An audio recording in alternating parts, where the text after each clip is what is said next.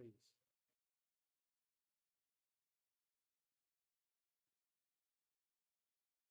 Hello, hello, hello. Praise. Hello. Wala na naman. Yan. Praise. Hello. Hello, hello. Praise. Wala eh. Praise the Lord. Magandang umaga po sa bawat isa. Purihin po ang ating Panginoon po sa araw na ito. Atin po palang wine-welcome yung mga nasa likod dyan, Sila Brother Danny. Ayan. At saka yung kanyang asawa, si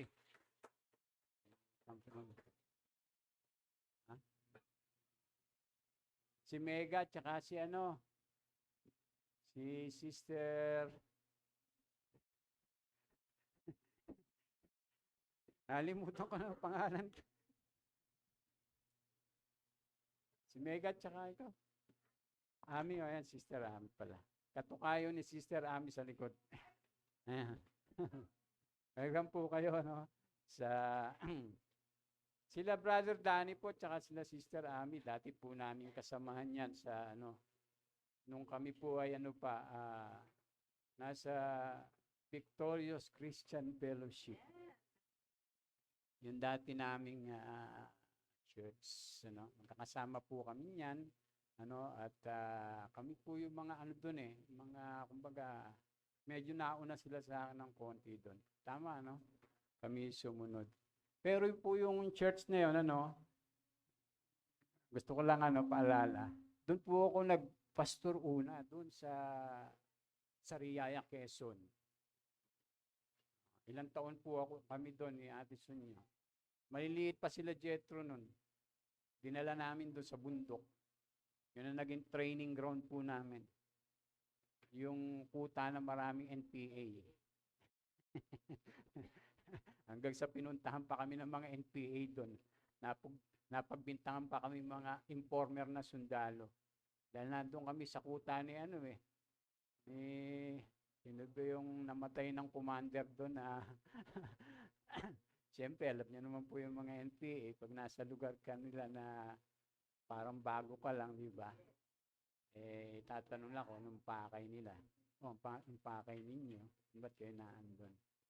Pero praise the Lord, napakarami namin pinagdaanan doon.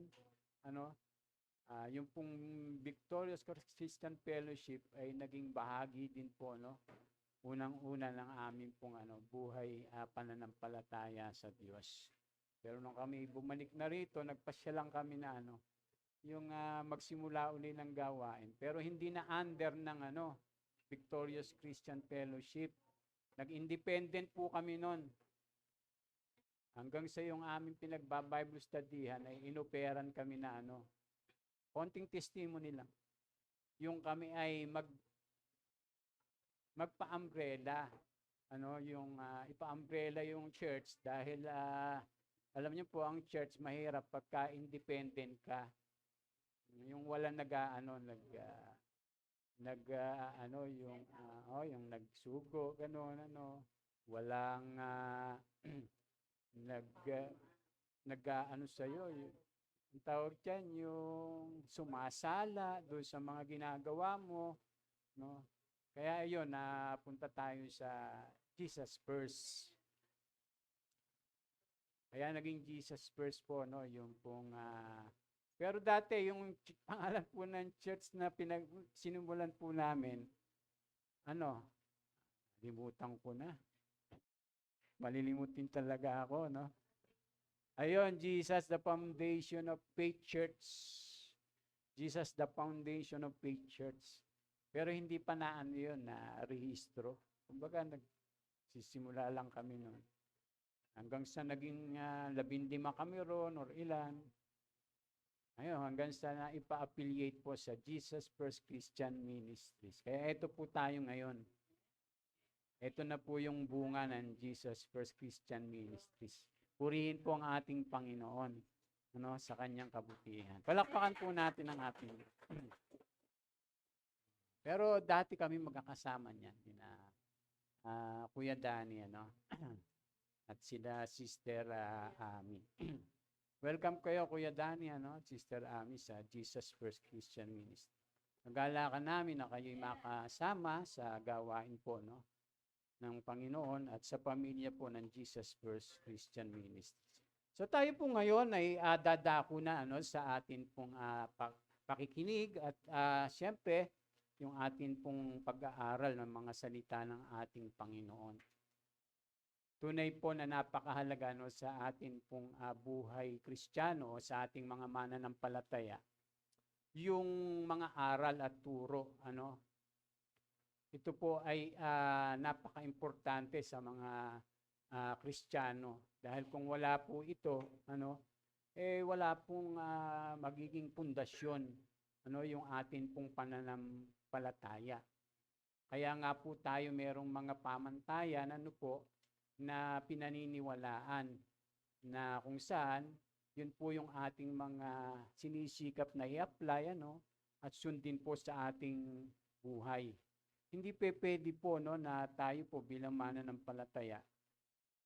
Unang-una, wala tayong church na kinabibilangan.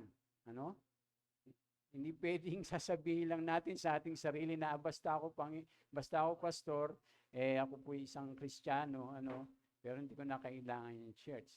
Tandaan natin na merong itinayo ang Panginoon na church na kung saan dapat tayo ay napapabilang dun sa church na yon. At yun nga po ay yung kanyang iglesia. Na walang iba kundi yung mga taong nakipag-isa at nanampalataya sa ating Panginoong Jesucristo. Diba may tinatawag pong Universal Church, may tinatawag pong mga local churches naman. Katulad po nito, Actually, itong ating pong itong church po ni Lord dito, ang kategorya po dito, kung sa atin sa Jesus First, Mission Church.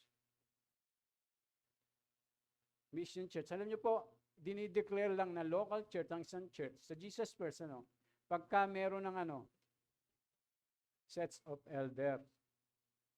Tapos, na siya? Self-supporting siya, self-propagating siya, self-governing siya. Tayo actually, self-supporting na tayo. Self-propagating na tayo. Ang kulang na lang natin ay yung self-governing. Bakit po? Kasi kulang pa tayo ng elder. Pag-pray po natin. Saan ba yan? Malay mo, di ba si Kuya Randy? O kaya yung aming inaanak, si Arnel. Di ba? O si Kuya Cesar, naandyan. O si Brother Boy. Di ba? Hindi natin alam. Andyan pa si Brother Noel. Di ba? O kaya si Brother Johnny. Di ba? At ang dami pa dyan. Si Benji, andyan. Si Haji. Si Daniel. Di ba? Ayun, yung si Jetro, di ba? Hindi natin alam di ba? Ay, alam niyo po mga kapatid, hindi natin alam kung ano po yung mga katawagan natin sa Diyos, at kung ano yung mga gagawin ng Diyos sa atin, kung tayo po ay nasa loob ng church. Ay hindi po natin madidiscover yung ating mga kaloob, kakayanan, kung wala tayo sa church. Maliban na lang kung hindi tayo nakikipag-cooperate. Mga kapatid. Kaya napakahalaga po na tayo may commitment talaga sa church. Mga kapatid. Hindi mo madidiscover yung kaloob mo kung wala ka sa church. Tandaan niyo po mga kapatid. Dahil sa church lang po tayo hinuhubog at tinuturuan ng ating Panginoon. Kung ako hindi naging bahagi ng church, hindi ko alam na may tawag pala ako na pastor. Di ba? May tawag pala akong mamuno. kung wala ako sa church. Hindi ko naman malalaman yun eh. Ano? Pero kung nasa church ka man, tapos ayaw mong isa, malabo pa rin yun. Tapos nasa church ka, ginagawa mo lang yung gusto mo. Nagsasarili ka. Malabong mangyari na malaman mo kung ano talaga yung bahagi mo sa loob ng church. Yun yung mahirap po mga kapatid, pag tayo po ay kabilang sa isang iglesia. Kaya kita nyo, yung malalaking church po, yung sobrang lalaki, yung karamihan doon, wala nang ginawa kundi umattend lang. Pero yung mga churches na katulad natin, doon mo madidiscover kung saan ka, doon sa church. Pero pag sobrang dami, ang hirap, hindi kilala ng pastor yung mga tao, hindi rin kilala ng mga tao yung kanilang pastor. Yun yung kaibahan, mga kapatid. Kasi po noon, ang church po noon sa Biblia, mga, maliliit. Mga house church lang, hindi po yung mega church, yung mga cathedral church, yung mga ganon na malalaki. Maliliit po yung lahat ng sulat ng mga apostol sa Bible. Naka-address nga yun sa mga house church eh. Hindi po sa malalaking church yun. Kaya nga mas may matututo tayo, mas lalago tayo, Pagka yung mga church, yung mga katulad lang nito. Alam niyo kung bakit? Magkakaalaman tayo, magkakakilalanan tayo. Pero pag yung malalaking church, tandaan nyo, hindi kilala ng pastor yung mga miyembro doon. Kahit anong paggagawin ng mga miyembro, basta sila yung nag-church, hindi alam ng pastor yung pinagagawa ng mga miyembro. Kahit na yun ay nagwawala na sa labas, hindi katulad pagka yung ganito, nalalaman ka agad. Tapos, pagka nalaman na, di siyempre, pupuntahan kayo, bibisitahin kayo, kakausapin kayo, papalab kayo. Magagalit naman kayo. Diba? Kasi pinakikialaman namin kayo. Diba? Ay, napakapalad nyo pagka ganon. Mga kapatid, kasi sa mga churches na malalaki, hindi ginagawa yun. So, ibig sabihin, yung pastor, pagka ganito, yung mga leader ay nagmamalasakit. Kayo ba nagmamalasakit sa amin? Sana naman. Na-high blood na nga kami minsan, di ba? Paano? Okay, ba't ba tayo napunta ron? Praise the Lord. So, ang ating pong tatalakayin ngayon po ay pinamagatan po natin na panatilihin ang pagkakaisa, mga kapatid. Sabi pong ganon. Dapat, ang church po, ay nagkakaisa. Higit sa lahat, pinapanatili po natin yung pagkakaisa. So, pag sinabi pong church, sino po yung mga tinutukoy? Tayo. Tandaan natin, hindi ito yung church. Hindi yung may mga matutulis na mahabang ganon, Ang church. Hindi rin yung mga magagarang gusali, Ang church. Kundi pag sinabing church, ay mga grupo yan ng mga mananampalataya. Kaya ang church, kahit saan po yan magtipon, iglesia po yun ang ating Panginoon. Kahit yan sa tabi ng dagat, sa ilalim ng puno, o kaya sa mga kubo lang, basta nagtitipon po yan, sa pangalan ng ating Panginoon, iglesia po yun, church po yun. Mapalad-palad na po tayo dahil nasa gusali po tayo ngayon, Kaya ang iglesia po ay yung mga mananampalataya. At ito pong ating tatalakayin, siyempre bilang isang church, dapat ang church po talaga, ang mga mananampalataya ay nagkakaisa. Nagkakaisa po dapat tayo.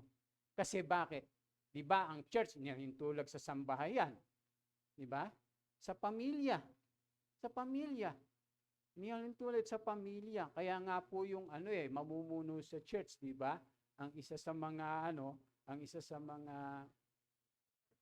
qualification, dapat yung pamilya niya ay kanyang napapamunuan ng maayos, yung kanyang mga anak ay sumusunod sa kanya. Dahil paano siyang mamumuno sa iglesia kung ang sarili niyang pamilya ay hindi sumusunod sa kanya. At lalaki po iyon, ha? Lalaki. Sa atin po, walang pastor na babae. Ang tawag sa atin, missionary. Pwedeng magturo, mangaral, pero hindi pastor. Kasi sa Biblia talaga, pagka pinag-aralan niyo natin yung 1 Timothy 3, yung Titus, ang tinutukoy po doon, lalaki, yung mamumuno. Baka tanong, pastor, sa lagay pala, yung mga babae, paano yung mga pastor na babae? Bahala na sila doon, accountability nila yon. Basta sa atin, susunod po tayo. Hindi naman pinipigilang mangaral, magturo, o magpahayag yung mga babae. Kaya lang, pagka ang pag-uusapan ay pamumuno. Yung pamumuno ay dapat lalaki. Parang pamilya. Hala nga naman yung sa pamilya, yung babae na mumuno. Laging sasabihin ni Gloria, boy, hindi ka dito. Ganon. Hindi pwede yun. Dapat lalaki. Ganon din sa church. Dapat na namumuno, lalaki. Kaya nga po yung church, inilintulad sa pamilya. Kaya nung magkasala po yung tao, ano nangyari? Kasi si Adan, sumunod na lang kay Eva eh. Nasira tuloy, di ba? Imbis na pagalitan ni Adan, Eva, tigilan mo, huwag mo akong bigyan yan. Susumbong kita kay Lord. Sabi ni Lord sa atin, huwag nating kakanin yan. Hindi niya ginanon, di ba? Nung magkasala yung tao, nasira na yung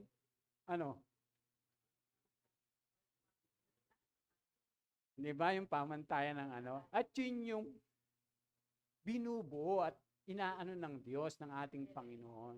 Nire-restore, binabalik, mga kapatid. Amen? Haba ng aking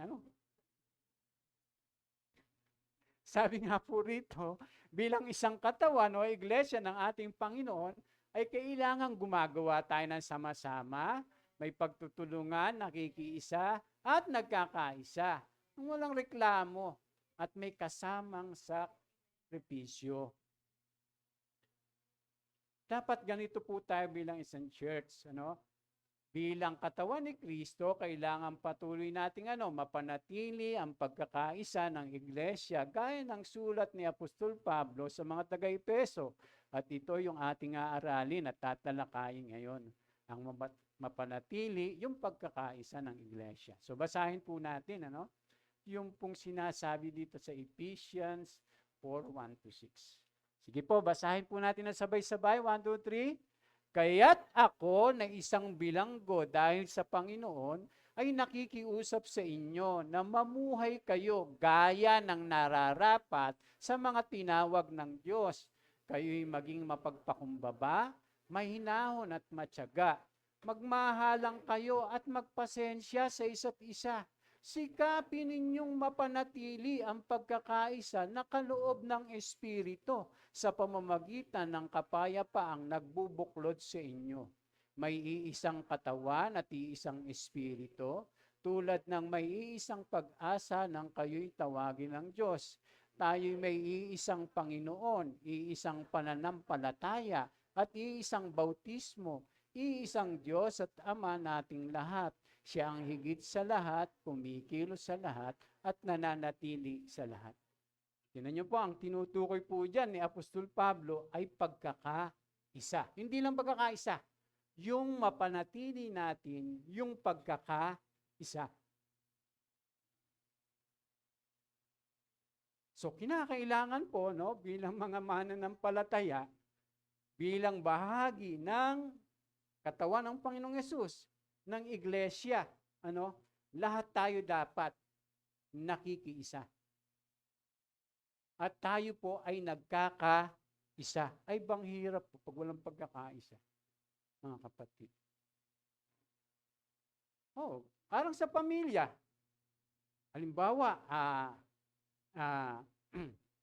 sa pamilya, maraming labahin. Di ba? Maraming labahin. Tapos, kailangan merong magluluto. Di ba? Tapos, kailangan merong maglilinis. Ang mahirap pagka yung nanay lang ang gumagawa nun.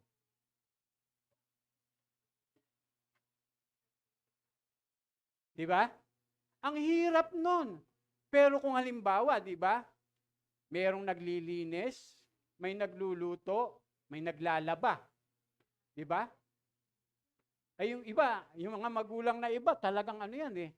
Talagang tawag yan? Multitasking, magluluto. Tapos habang naglalaba. Habang naglalaba, naglilinis. Habang nagpapahinga, namamlansya. Di ba meron ganon? Ngayon, pag i-apply natin yun, pansin nyo mga kapatid, pag i-apply natin sa church, ano kayo mangyayari sa amin? Ay, baka maaga akong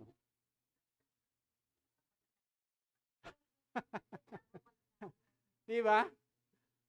Kaya napakahalaga po yung pagkakaisa. Hindi, sinisimplihan lang po natin yung halimbawa para mas madali nating unawain. Dahil simple lang naman yung mga ilustrasyon ng Panginoon. Pagdating po sa pag-iiglesia, yung samahan ng iglesia, pagtutulungan ng iglesia, pagkakaisa. Kaya sabi nga po rito, tinan niyo po, sabi dyan, bakit dapat nating panatilihin ngayon ang pagkakaisa ng iglesia? Unang-una po, dahil ang iglesia sa kanyang likas ay nagkakaisa na. Yung church, nagkakaisa na yan.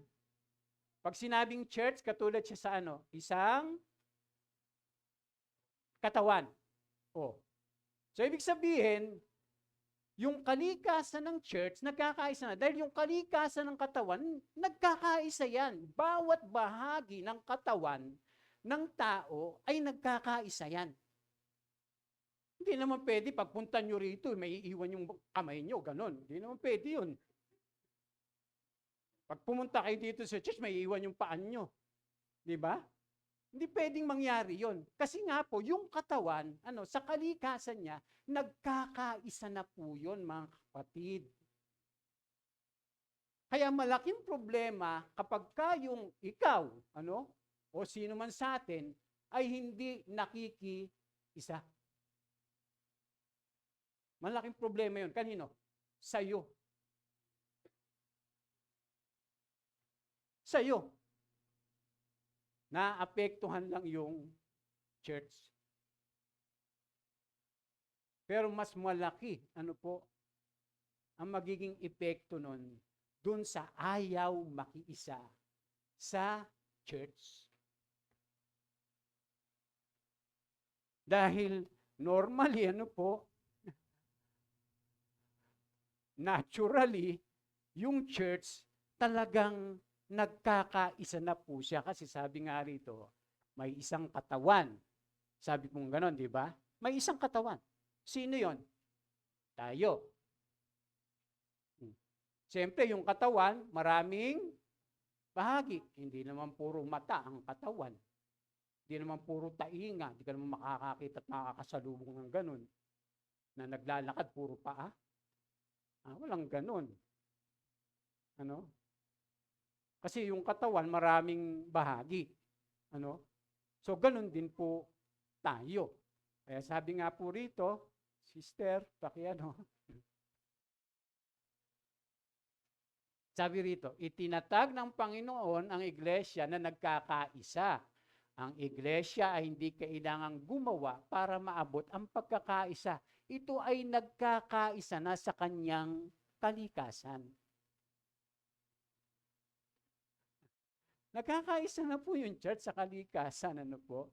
So ano itong natural na provision ng pagkakaisa ng iglesia? Una po sabi diyan, merong iisang espiritu at iisang katawan.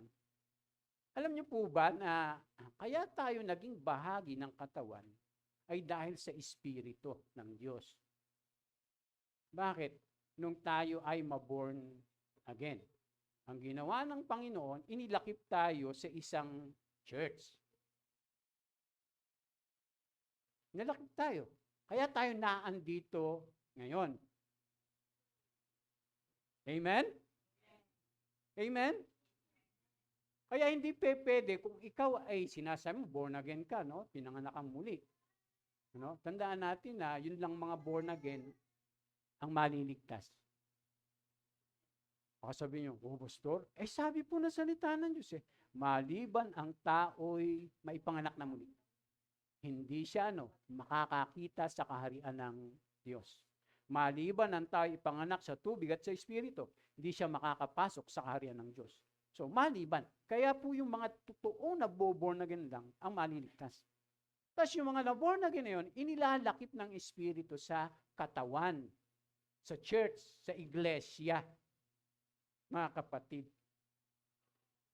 Kaya po tayo nagkakaroon ng kinabibilangan na iglesia upang tayo ay maging bahagi po nung katawan ng ating Panginoong Hesukristo.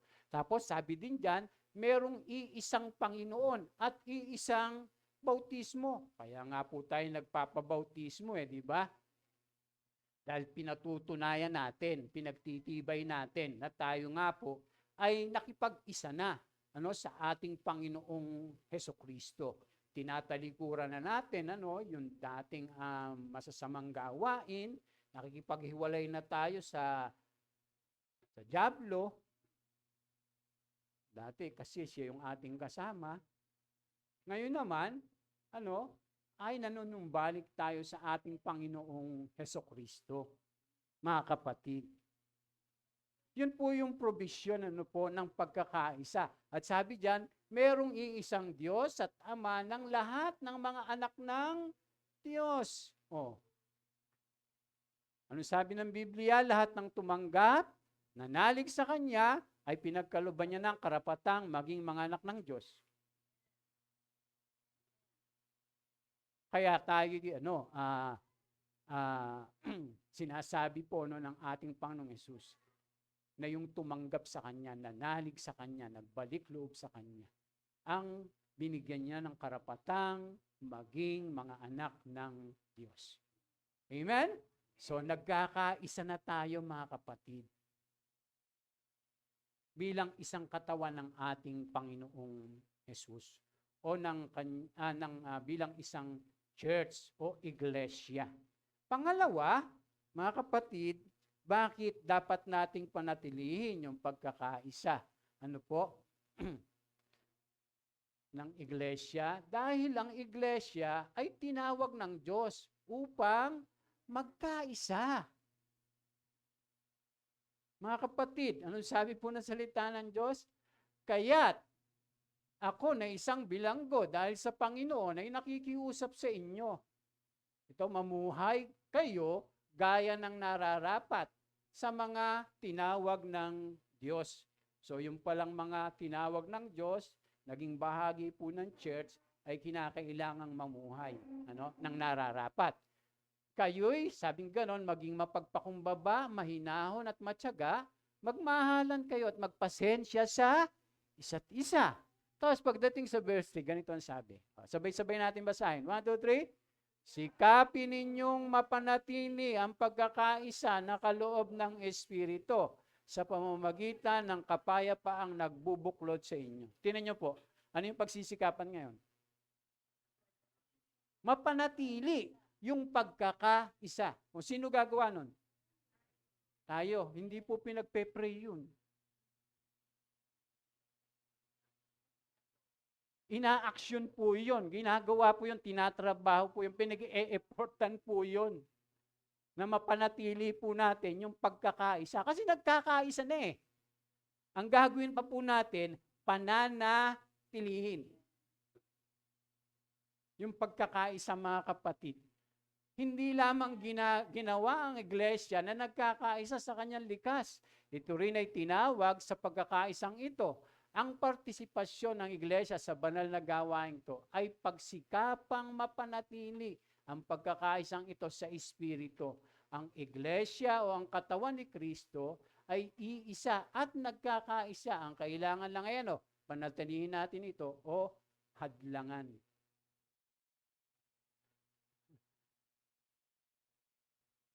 Ang mahirap pagka mayroong humahadlang ng pagkakaisa.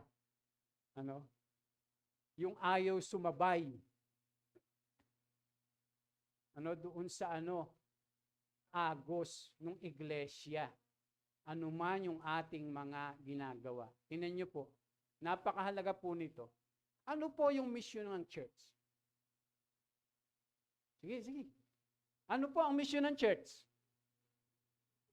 Ha?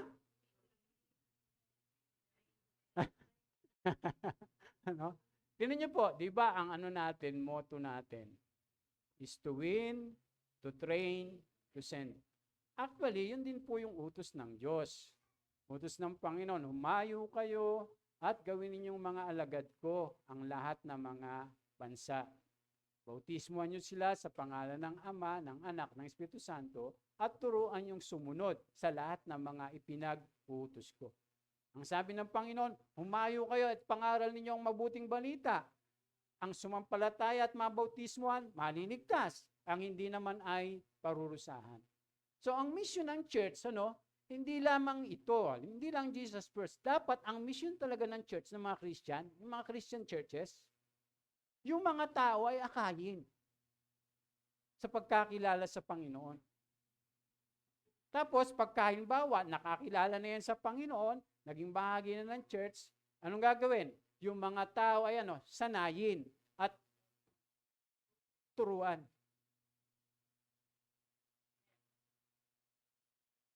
Dalawa lang po yan Evangelism at saka discipleship.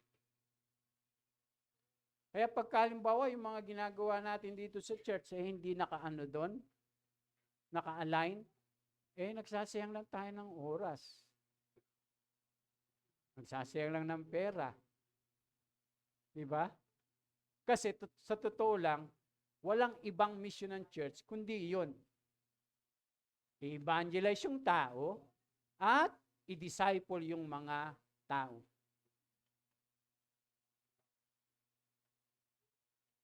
Kaya pagkalimbawa, may mga gawain po tayo rito na ang naman, layunin nun ay para tayo turuan, matuto tayo, lumago tayo, ay mga kapatid. Tapos hindi ka makikilak, hindi ka makikiisa, ay sinasayang mo lang yung pagkakataon. Alam niyo po, pribilehiyo yung tayo po, pribilehiyo po yun, yung tayo magkaroon ng mga gawain sa church. Ang problema, pagka may mga gawain, pag hindi tayo nakikiisa.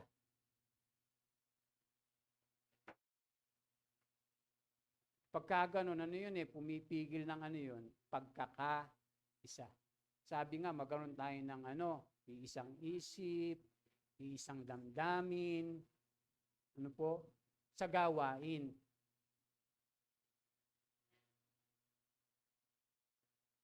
Dapat meron po tayong ganung mindset. Dahil yun po yung makakatulong sa iyo, sa akin, at sa iglesia.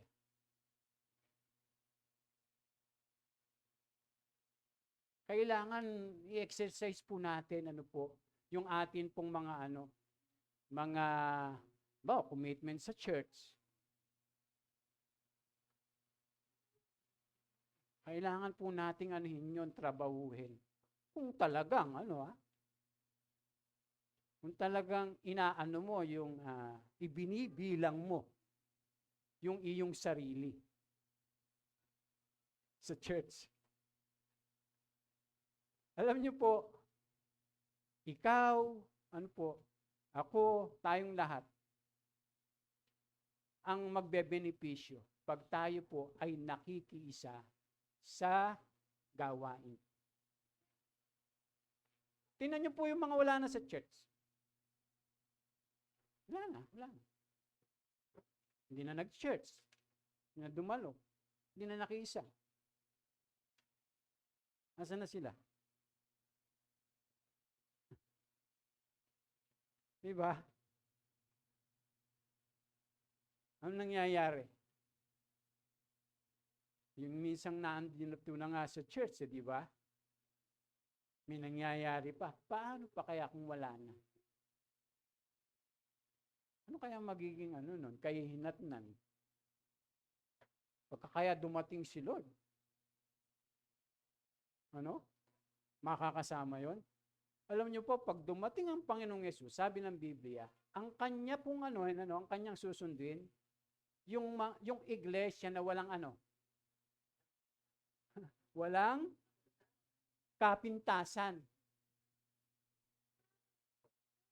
Anong ibig sabihin nun? Kasi nga, habang tayo naririto, tayo po ay inaano ng Panginoon. Pinapabanal. Ang problema, pagka hindi tayo nakikiisa, lumalahok, paano mangyayari yon? Mga kapatid, pag ayaw mong magpaturo, ayaw mong magpatuwid, ayaw mong mapagsabihan, tayo nga po, pinapaging ganap ng Diyos habang tayo po'y naririto. Hindi tayo perpekto, pero doon tayo dinadala ng ating Panginoon. Doon sa kaganapan. Dahil pagka siya'y bumalik, tandaan po natin, sabi po ng Biblia, blameless at saka spotless.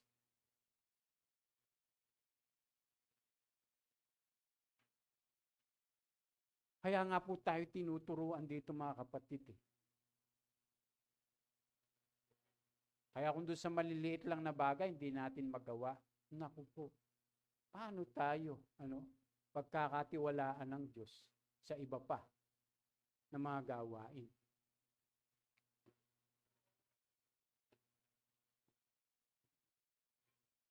Yung maliliit nga lang na bagay, hindi natin nagagawa. Hindi natin nasusunod. Paano tayo magpapasunod? Yung iba gusto maging leader, ayaw naman sumunod. Pwede ba yung ganon? Alam niyo po, yung magaling na leader, unang-una sa lahat, magaling sumunod. Ganon lang kasimple yun.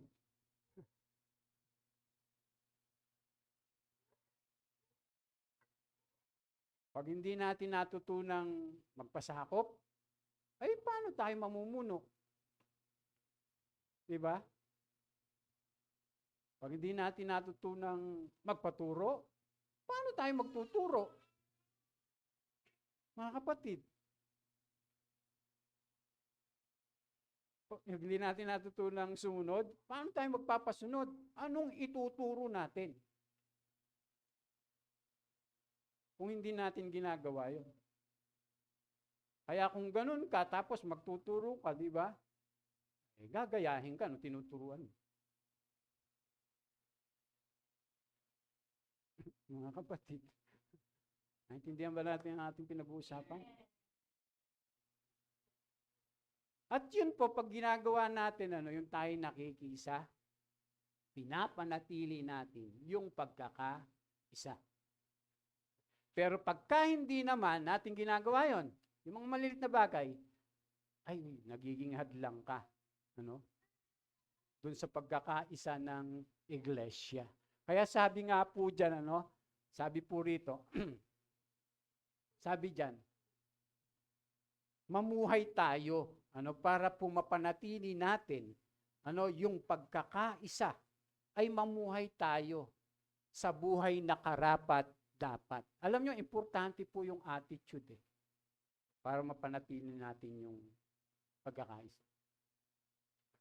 O yung attitude. Yung ugali natin, importante yun. Kaya nga dapat di na tayo mabuhay dun sa dati. Mabubuhay na tayo doon sa bago. Alisin na natin yung luma. Ang isuot natin yung bagong buhay. Dahil pagka ganun pa rin yung attitude natin, ay, paano ka makikiisa? Pag may attitude tayo na ganun, mga kapatid. Kaya sabi diyan, mamuhay sa buhay na karapat-dapat. Ito ay napaka-practical. Ito ay nangangahulugang isagawa natin ang buhay ayon sa pagkatawag sa iglesia. Ano po? At bilang mananampalataya sa mundong ito. Tingnan niyo po, sabi diyan, sige pakilito. Tingnan niyo po, kailangan mamuhay tayo ng nararapat.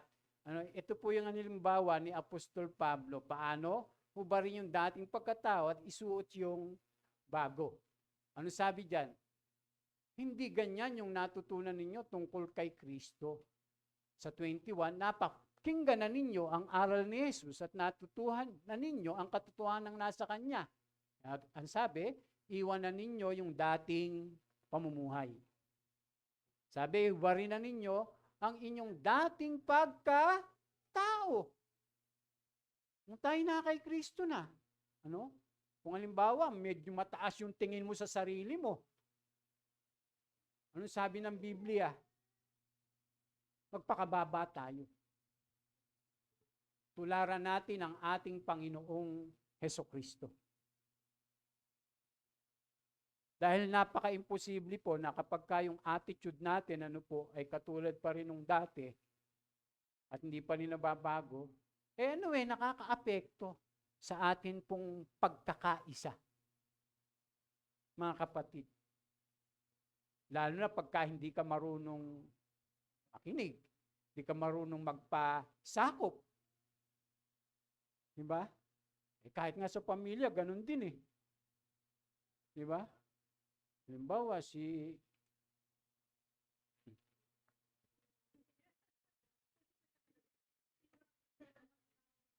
diba? Hindi siya nakikinig sa kanyang tatay, sa kanyang nanay.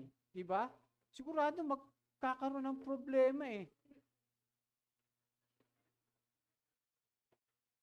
kasi merong mga may mga anak nakapag-aral lang. Samantalang pinag-aaralan sila. Nakapag-aral lang, parang tumataas na yung tingin sa sarili. Hindi niya naiisip, pinag-aaral lang siya ng kanyang mga magulang. Yung gano'n, nagbabago yung attitude. Nag-aral lang sa ganito, sa ganire. Diba? Sa church naman, minsan ganun din May mga attitude yung mga, kabataan, na sila yung mga professional. Diba? Sila yung mga matatalino. Parang pag sinasabihan mo, alam ko na yan, pastor.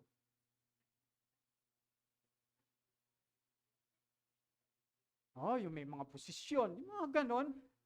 Ay, naku mga kapatid. Ang tularan po natin si Kristo.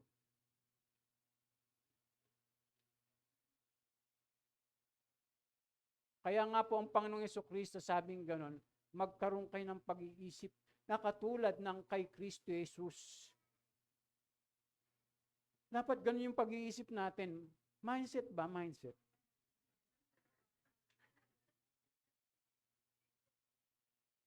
Mindset po yun. Kaya pag mataas yung iyong isip, ay paano ka maglilingkod? Paano ka magpapasakop? Yung mindset mo, hindi katulad ng mindset ni Lord. Tayo po, tinuturo ang tumulad kay Lord. Amen? Ay mga kapatid, ganun po. Sa church, ganun. Kaya napapansin nyo, sabi ng Biblia, magmahalan kayo. Di ba? Magpatawaran kayo. Magpasensyahan kayo. Magpasakupan kayo. Di ba? Laging kayo. Kaya yung mga Christian na nagsasarili, yung nagsasarili, di ba may mga ganun yung nagsasarili lang, pero nasa church, nagsasarili. Ay baka isang araw, magsarili ka na lang talaga. May sasarili ka ng mundo mo. Hindi, alam niyo po, sa church maraming ganun. Nasa church pero nagsasarili. Ginagawa niya lang yung kanyang mga gusto. Hindi pwede yun mga kapatid. Kasi pag ginagawa natin yun, yun yung pumipigil. Isa ka sa pumipigil dun sa pagkakaisa. Bakit? Hindi ka nakikisa eh. Ginagawa lang mo lang yung gusto mo.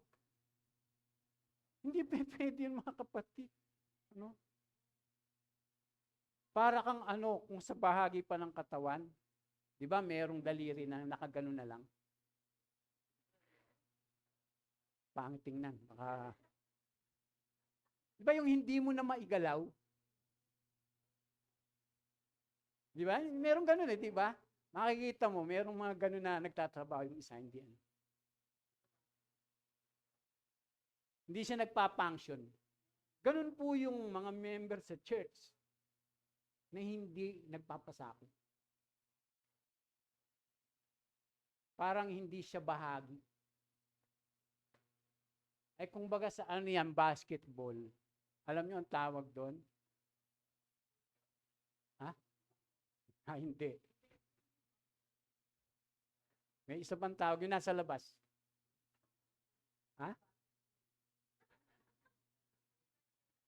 Yung mga nagsisisigaw, meron. Ang church, para pong yan, basketball team. Team po tayo.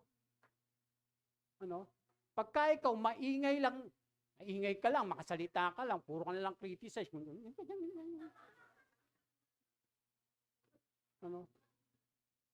Ikaw yung meron, pero hindi ikaw yung player. Naintindihan niyo pong sinasabi ko mga kapatid? Parang ganun po. Pag hindi ka nakikisa, para ka lang meron sa church. Tapos, alam mo si pastor, alam mo si sister, alam mo si brother. Puro ka lang salita. Pero hindi ka nakikisa. Ay, para kang meron.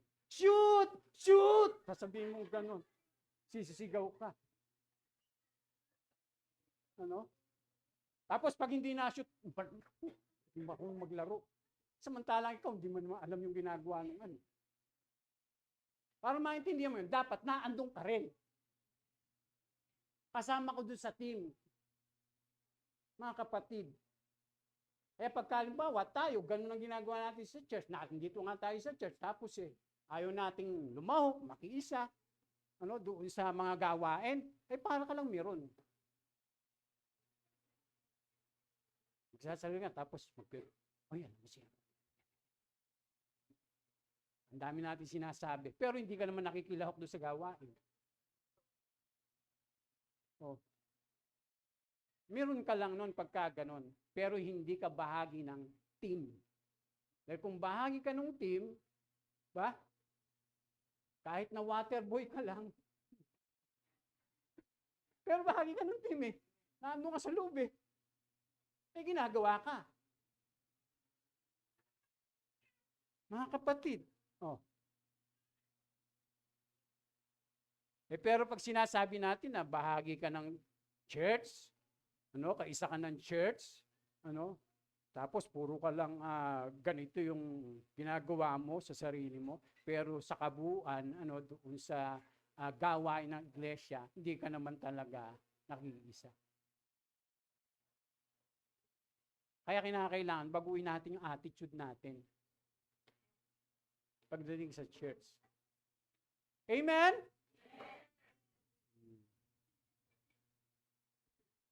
Kailangan maging team tayo, kasama tayo sa team. Huwag dun sa meron, mga kapatid. Pag yung sa meron ka lang, ay magaling ka lang sumigaw. Magaling ka lang mag-criticize o kung ano-ano mga ano mo. No? Eh di ba ganun po yung mga meron? Pa naman yan si,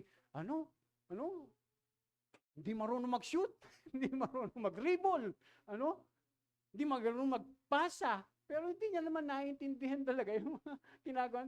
Hindi naman siya kasama doon sa ano. Magaling lang siya magsalita. Pero hindi nakikilahok sa gawain.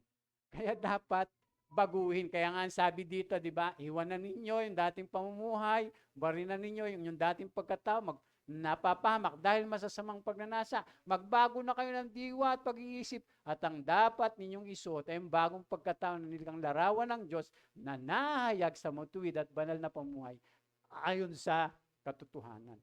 So mamuhay tayo ng karapat-dapat bilang isang church. Yung mga attitude na yung basura, tapon na natin. Mga attitude na basura, yun, hindi nakakatulong yun. Dapat yung attitude, katulad ng attitude ng Panginoon. Amen? O, balik tayo. Balik. Sabi dyan, ibalik. Yeah. Ayan, sabi, maging mapagpakumbaba at maamo. Ang pagpapakumbaba at kaamuan, ang susi upang mapanatili ang pagkakaisa. Yan po yung susi. Halimbawa sa church, mas matalino ka kaysa sa akin. Halimbawa po lang, professional ka, ako hindi. Halimbawa lang. Pero ako yung leader. Anong gagawin natin? O, kita nyo na. Kaya lang, pag ang attitude natin, mas magaling ako dyan kay pastor. Mas matalino ako dyan. Professional ako siya, hindi. Mga kapatid, yun yung problema sa church. Dapat yung talino ninyo, gamitin nyo sa church. Kaya minsan, nagtatanong ako, halimbawa kay anak na Sharm, pag may pinapagawa ako, halimbawa, report, hindi ko kaya sa English. Nak, kung nabahala nito, hindi ko kaya. Eh, lalo na dito, mayroong teacher tayong kagagraduate lang. Ayun, nandun. Si Cherry. Diba? English teacher pa naman yan.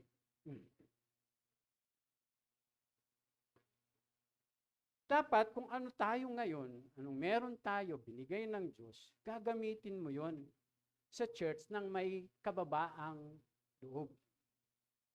Dahil ang Panginoong Yesus, Diyos nga siya eh. Naging katulad natin. Naging katulad natin. Lumelibil siya. Eh, minsan yung iba hindi ko kalibil yan si pastor. Diba may mga ganong pag-iisip? Hindi ko kalibil yan si sister, si Brad. Mas magaling at mas mahusay ako dyan. Mas matalino ako dyan. Eh, si Lord nga Diyos na nga siya nilibilan niya yung tao Kaya ang sabi nga maging ang attitude natin, isip natin, katulad ng Panginoong Jesucristo. Kasi pag ginawa natin yan, tinan niyo po, makapaglilingkod ka. Maglilingkod ka sa iyong kapwa, sa mga kapatid sa pananampalataya. Kasi ang Panginoong Yesus, ganun yung ginawa. Pero pag laging ang tingin natin, mas magaling tayo, mas mahusay tayo, mas matalino tayo, mas may alam tayo, ay hindi ka talaga makapaglilingkod. Hindi ka rin magpapasakop. Pagka ganun. Hindi ka magpapasakop. Pagka ganun natin. Attitude. Kaya yung iba, sa church, hanggang doon na lang siya. Mga kapatid. Hanggang doon na lang siya. Kasi, hindi niya binabago yung attitude.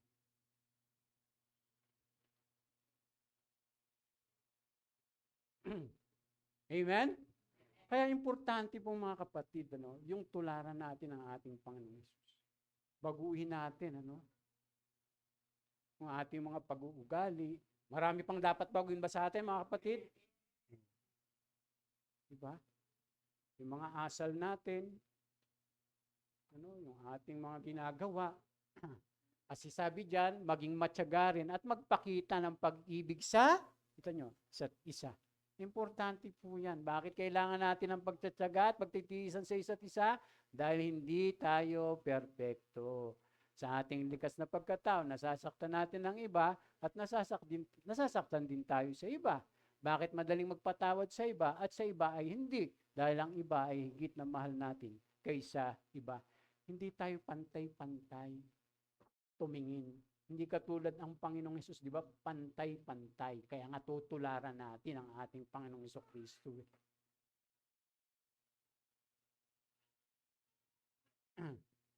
Amen? Tutularan natin. Kasi kung tutularan natin ang Panginoong Hesus, pare-parehas tayong tumingin.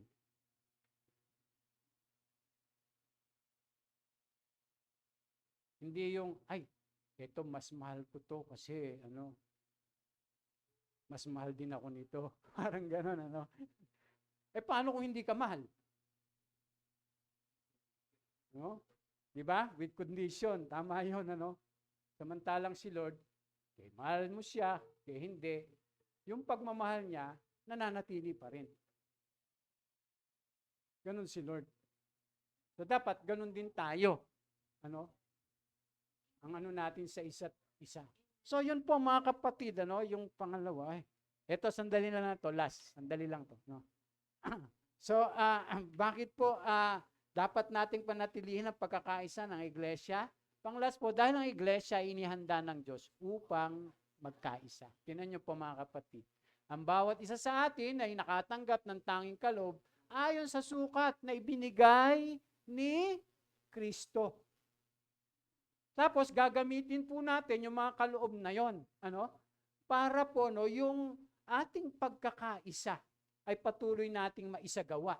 Gagamitin natin yung bawat kaloob natin. Kaya sabi nga diyan, ang panguli, kailangan nating panatilihin ang pagkakaisa o ng iglesia dahil binigyan tayo ng Diyos ng lahat ng kaloob, abilidad para isagawa natin ito. Binigyan tayo ng Diyos ng abilidad hindi para sa pansariling hangarin, kundi para sa atin at sa iglesia upang mapanatili ito. Meron dalawang uri ng mga kaloob na nabanggit na ibinigay sa individual sa pangkalahatan bilang iglesia. Mabilis na po ito mga kapatid. Una, yung mga regalo sa bawat mananampalataya. So, ang bawat mananampalataya kay Kristo ay binigyan ng kaloob o yung grace o yung charis, sa salitang Griego. Walang sino man ang walang kaloob para magamit sa iglesia. Kailangan lang natin itong madiskubre at ilapat sa kailangan ng iglesia. Alam niyo, nadidiscover lang natin yung ating mga kaloob pagka tayo nakikiisa sa church. Pagka hindi natin magagawin yan, hindi po yan, makikita natin. Yung iba nga sana, unti-unti na nilang nakikita yung kanilang biglang titigil. Nawawala. Nadidevelop na sana. Sayang. Mga kapatid, mabibigo lang tayong madiskubre, mga kaloob na ito, kung kulang tayong ng pakikipagtulungan at walang kooperasyon sa iglesia.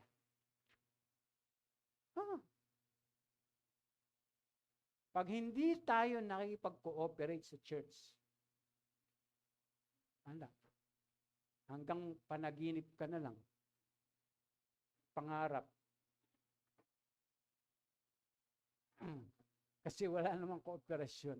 So, ang iglesia ay magiging mabunga lang kung ang bawat miyembro, gumaganap ayon sa kanyang mga kaloob. Tingnan niyo po, halimbawa, may mga kaloob tayo.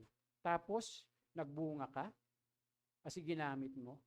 Di ba mag-go-grow yung church? Pero pag hindi mo ginamit, di ba? Pag hindi mo ginamit, kung meron ka mang kakayanan, wala na, hanggang doon ka na lang. Parang tinatago mo lang siya. Kaya nga po, importante na sa church, talagang mahuhubog tayo. masasanay tayo, matuturuan tayo, madidiscover natin yung ating mga kakayanan. Halimbawa, katulad niyan, silang Margaret, di ba? O, sila Kit, sila KitKat, sila Dave. Dati wala namang...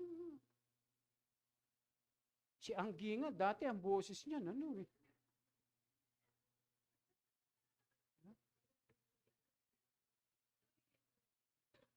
Pag kumakanta yun, yung anghel eh, nagtatakip ng ano eh. Kaya ang ginawa ng anghel, sabi niya, Lord, maawa na po kayo kay Angge. Pagandahin niyo naman yung boses.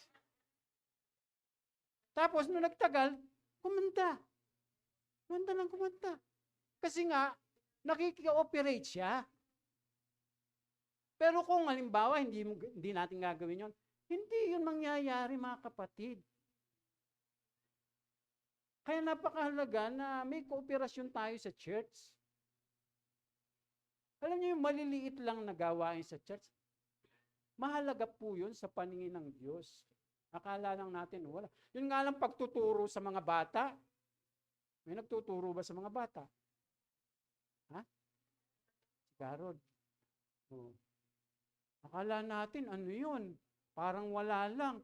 Ay mga kapatid, pagka yung mga bata hindi naturuan, ano mangyayari paglaki? Pag hindi naturuan ng salita ng Diyos. Ang salita pa naman ng Diyos talagang dinidikdik yung mga magulang na yung mga bata habang mali pa, turuan. Dahil yun yung sikreto. Para yung mga bata, lalaki na may takot, sumusunod, at sasamba sila sa ating Panginoon. Napaka-importante po, no? Akala natin, wala yan. Hindi po, mga kapatid. Kaya yung maliliit lang na mga akala natin, parang binabaliwala natin. Ano po yun? Merong malaking bunga at resulta yun pagdating ng araw. Amen?